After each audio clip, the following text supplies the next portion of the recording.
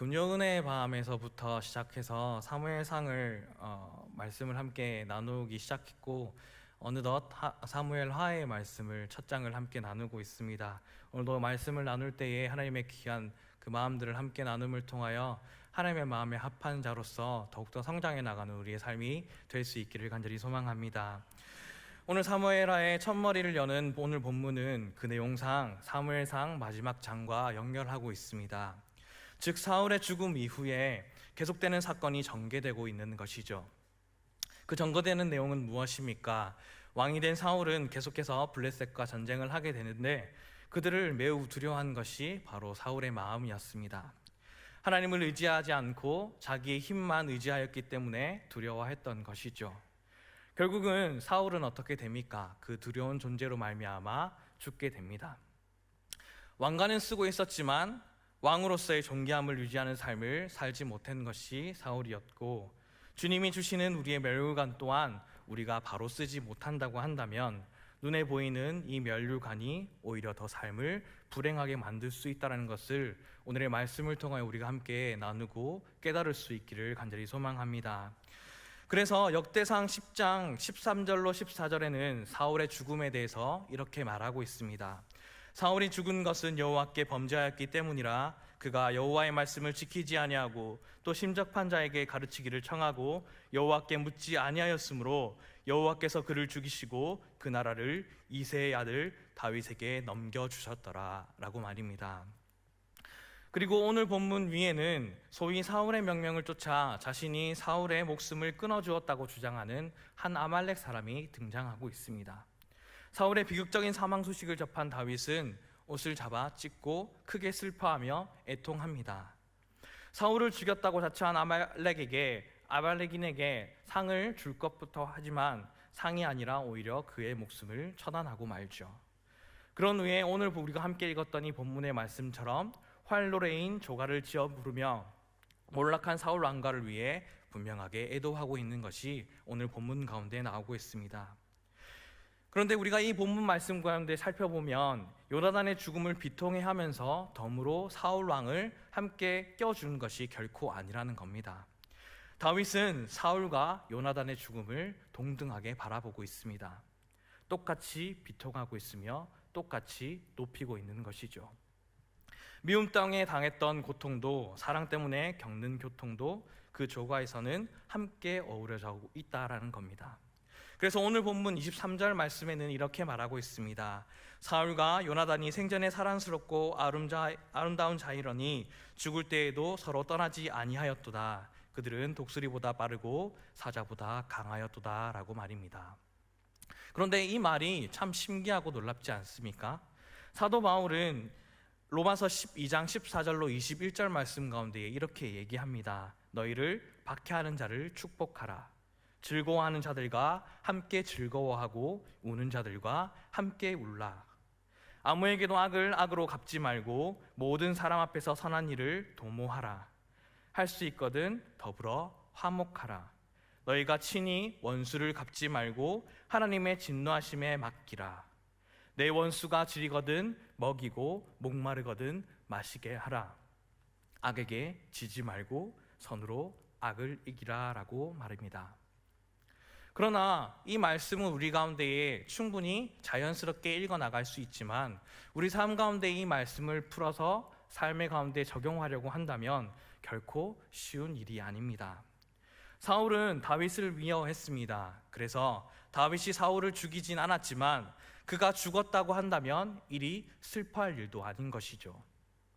그래, 하나님이 하신 일이야. 드디어 하나님께서 나의 기도, 나의 고통을 들으셨구나. 그래서 사울 왕을 끝내주셨구나 라고 하며 감사의 기도를 드릴 수도 있었습니다. 어떤 사람은 다윗이 사울의 편에 있던 사람에게 잘 보이기 위해 정치적인 수완을 보인 것은 아닌가라는 의견도 또 내어놓긴 합니다. 그러나 이후에 다윗의 행적을 보면 다윗의 성품이 결코 그렇지 아니하고 한결같다라는 것을 우리는 확인하게 됩니다. 사무엘하서에는 조가가 여러 번 나옵니다.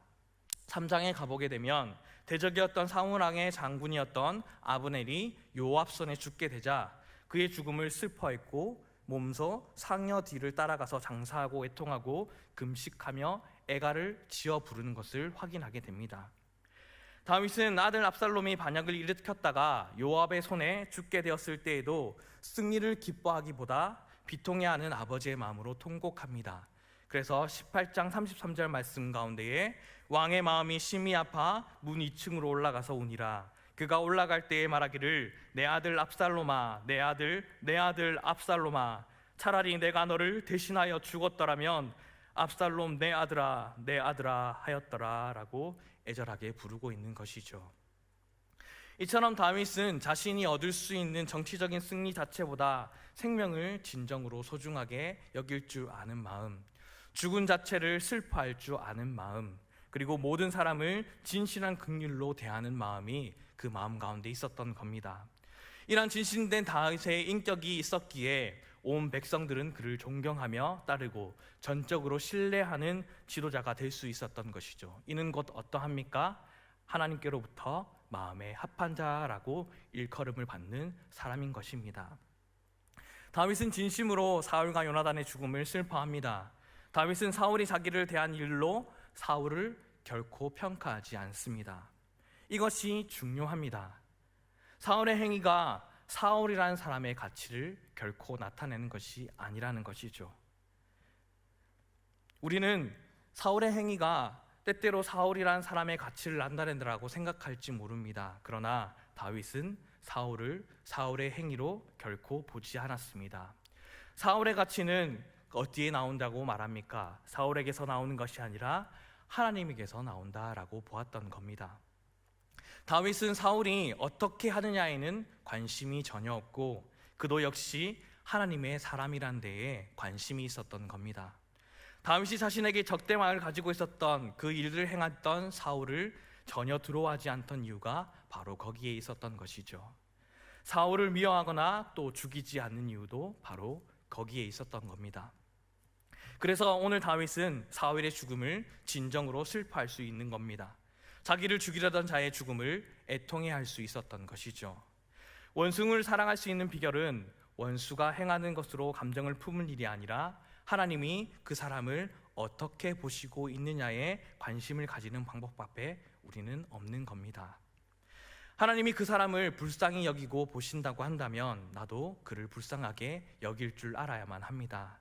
하나님이 그 사람을 사랑하신다고 한다면 나도 그 사람을 사랑해야만 하는 겁니다. 다윗과 요나단이라는 두 사람의 이름이 함께 쓰여질 때 우리는 어떻게 얘기합니까? 결코 이 사람만큼 우정이 뛰어난 것은 없다라고 말합니다. 그래서 우정의 대명사라고 말하죠.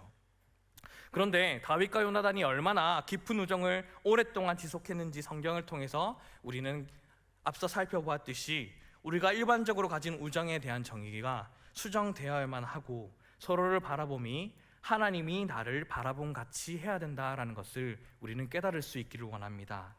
분명 다윗과 요나단이 서로 좋아했던 것은 사실입니다. 그러나 사무엘상을 함께 우리가 살펴보았듯이 요나단이 다윗을 아끼고 사랑해 준 것은 나타나지만 다윗이 요나단을 그리 생각했는지는 잘 나타나지 않죠. 어쩌면 요나단의 싹쓸함과 같습니다.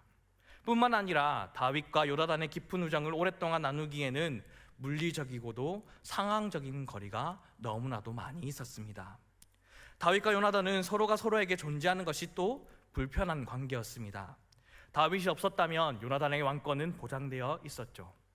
요나단이 친구가 아니라면 다윗은 자신이 사울의 뒤를 잇는 것에 대한 인간적인 미안함이 결코 없었을 겁니다. 다윗 세대 대적인 사울의 아들로 다윗을 죽이는데 선봉에 서야 하는 요나단의 마음의 고통은 엄청났을 겁니다. 그럼에도 불구하고 요나단은 다윗과 아버지 중에 아버지를 선택합니다. 그러나 요나단은 아버지를 따라 다윗을 잡으러 다니는 것이 다윗에 대한 우정을 포기하는 것이 아니었고 다윗은 자기를 잡으려는 선봉장이 요나단이라는 점 때문에 그를 의심하거나 미워하지도 않았습니다. 다윗은 다윗답게 요나단을 친구로 사랑하고 믿은 것이죠.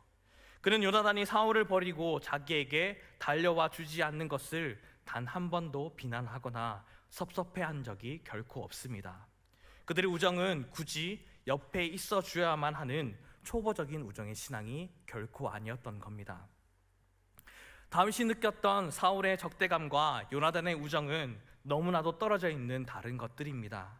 그러나 정확하게 딱 들어맞는 공통점이 하나가 있습니다. 그것은 바로 하나님의 바라보심입니다. 모두 그들이 나에게 어떻게 하느냐에 따라 같이 판단을 하는 것이 아니라 하나님이 그 사람을 어떻게 보느냐에 관심을 두는 것, 그것이죠. 그래서 다윗은 두 사람의 죽음에 조금도 차이를 두지 않고 똑같은 슬픔으로 조가를 지어 노래하고 있습니다. 소중한 하나님의 사람을 잃은 진정한 슬픔으로 탄식의 노래를 하고 있는 것이죠. 이처럼 다윗은 탁월한 영성의 소유자였습니다. 그는 그동안 자신을 쫓기는 자로 살게 한 원수인 사울에게 매우 관대했던 사람입니다. 또 사울의 잘못을 덮어주었을 뿐만이 아니라 사울에게 있는 칭찬할 만한 요소를 분명하게 노래하고 있습니다. 또한 다윗은 요나단의 우정과 은혜를 잊지 못하고 있었죠. 다윗은 자신의 생각보다 하나님의 마음과 생각에 깊은 관심을 기울이고 있었던 사람입니다. 그리고 다윗은 개인의 생각보다 하나님의 마음으로 이스라엘 전체의 하나됨에 대한 지대한 관심을 기울이고 있었습니다. 왜냐하면 오늘 본문에 나오듯이 사울의 죽은 소문이 흘러가는 것을 막은 것과 비극이 연출되었던 길보아 산을 저주한 것 등은 하나님 앞에서 지혜롭고 경건하여 하나님의 마음에 합하는 모습의 사람의 모습을 우리는 확인할 수 있기 때문입니다. 우리는 오늘 어떤 눈으로 사람을 바라보고 어떤 눈으로 미래를 보고 어떤 눈으로 자기를 바라보아야만 하겠습니까? 우리는 오직 하나님을 보면서 살아야 될 줄로 믿습니다. 자신의 실망스러운 모습에 실망하지 마십시오. 하나님이 나를 존귀히 여기시면 나도 나를 그렇게 보아야만 합니다. 내 모습이 비록 사울같이 보일지라도 내가 하나님의 독생자의 핏값으로 산 비싼 몸값의 존재임을 우리는 인정하고 하나님께 감사의 노래로 우리의 삶을 주님 앞에 드릴 수 있기를 간절히 소망합니다. 또한 간절히 바라옵기 원하는 것은 다른 사람도 그렇게 볼 수 있는 깊고 넓은 영성의 눈을 가질 수 있기를 원합니다. 나에게 상처 주는 사람은 다윗이 사울을 보듯이 그렇게 볼 수 있게 되고, 나를 사랑하는 사람은 하나님이 내게 붙여주신 요나단처럼 볼 수 있기를 간절히 소망합니다. 한 걸음 더 나아가 우리 성도님들은 슬픔을 제대로 표현하고 정화시키는 법도 배울 수 있기를 간절히 소망합니다. 오늘 다윗은 이 조가를 유다 족속들에게 가르치라라고 분명하게 명령하고 있습니다. 이것은 단순히 사울과 요나단을 죽음을 우상화하라는 뜻이 결코 아닙니다. 개인적인 죽음과 개인의 상실의 슬픔을 통해 이 땅의 삶을 살아갈 때 우리는 어떠한 삶을 살아가야 될 것인가, 어떻게 죽음을 준비하고 맞이해야만 하는 것인가, 고통을 또 어떻게 나눠야만 하는 것인가, 또 삶과 그 죽음은 우리 삶 가운데 어떻게 존재하고 있는 것인가에 대해서 서로 이것을 함께 부르고 나누며 배워가라라고 분명하게 말하고 있는 겁니다. 삶과 죽음을 대수롭지 않게 여긴다든지 고통을 회피하는 것은 좋은 해결 방법이 결코 아닙니다. 한 책에서 이런 글을 본 적이 있습니다. 사형수를 위해 봉사하는 수녀님이 여러 번의 자살 시도를 하는 한 여주인공에 이런 말을 합니다. 사람의 생명이 소중한 것이라는 것을 놓치면 우린 모두 함께 죽어. 살고자 하는 건 모든 생명체의 유전자에 새겨진 어쩔 수 없는 본능과도 같은 것인데, 죽고 싶다는 말은 거꾸로 이야기하면 이렇게 살고 싶지 않다는 거고, 이렇게 살고 싶지 않다는 말은 다시 거꾸로 뒤집으면 잘 살고 싶다는 거고, 그러니까 우리는 죽고 싶다는 말 대신 잘 살고 싶다라고 말해야 됩니다. 생명이라는 말은 바로 살아있으라는 명령이기 때문이야. 우리는 삶의 의미도 죽음의 의미도 아직은 다 알지 못합니다. 삶의 끝자락에 갔었을 때에도 우리는 아마 이것을 알지 못하고 하나님 곁으로 갈지 모릅니다. 다 알지 못하고 깨우치지 못하기 때문에 잘못 살기도 하고 잘못 죽기도 합니다. 우리의 힘으로는 잘 살 수도 없고 또 잘 죽을 수도 없습니다. 그럼에도 공통으로 주어진 환경과 어려움과 더불어 각자가 처해진 환경으로 오늘의 우리의 삶이 힘에 겨워 지치는 하루하루를 보낼 때에 형통의 삶으로 이끌시고 늘 한결같은 눈으로 바라보고 계시는 분이 우리에게 있습니다. 그분은 바로 우리 주 하나님이시죠. 그렇기에 우리 오늘도 우리에게 너무나도 당연하게 눈을 뜨고 생명을 소유하고 살아가고 있다고 한다면 우리를 창조하신 하나님이 우리에게 살아 있으라라고 말씀하시고 명령하시는 것입니다. 그래서 우리는 오늘도 그 은혜를 깨달아 예수님의 제자가 되어 그 뒤를 따라 살아야만 하는 것이고 살려야만 하는 것이며 예수님의 죽으심을 믿고 구원받은 사람으로 죽음을 준비하며 살아가야만 하는 겁니다. 진실로 예수님을 믿는 믿음이 우리 안에 있다고 한다면, 그렇다고 한다면 우리의 옛 모습을 버리고 새 사람으로 십자가의 사랑을 우리 삶에 나타내기를 간절히 소망합니다. 이는 예수님의 순종이 바로 우리의 순종이 되었기 때문입니다. 우리가 예수님 안에, 예수님이 우리 안에 들어오심으로 이제 우리는 살아있음으로 또 다른 이들을 살리는 자가 될 것을 주님께서 우리에게 명령하셨기 때문입니다. 하나님은 에스겔 선지자를 통해 말합니다. 주 여호와의 말씀이니라. 내가 어찌하기니 죽는 것을 조금인들 기뻐하랴. 그가 돌이켜 그 길에서 떠나 사는 것을 어찌 기뻐하지 아니하겠냐라고 말입니다. 악한 죄로 인한 죽음까지도 기뻐하시지 않으시는 하나님, 그 길에서 돌이켜 사는 것을 기뻐하시는 하나님이 우리에게 생명의 길을 주셨음을 감사하고 주어진 오늘 하루에 늘 하나님 앞에서 최선을 다하는 우리의 삶이 되기를 간절히 소망합니다. 더 나아가 자기를 죽이려 했던 사울이나 자신에게 은혜를 베풀었던 진짜 우정을 나눈 요나단을 하나님의 사랑으로 동일하게 바라보고 애통해하는 다윗의 마음이 하나님의 그 마음인 것처럼 우리의 삶 속에서 하나님의 마음으로 예수 그리스도를 어느 때든지 전하여 복음을 전파함으로 하나님의 마음을 시원케 해드리고 생명을 살리는 주님의 자녀들이 되기를 간절히 소망합니다. 주님은 오늘도 우리를 그런 아름답고 귀한 동력자로 하나님의 사람으로 바라보고 계십니다. 다 함께 기도하겠습니다.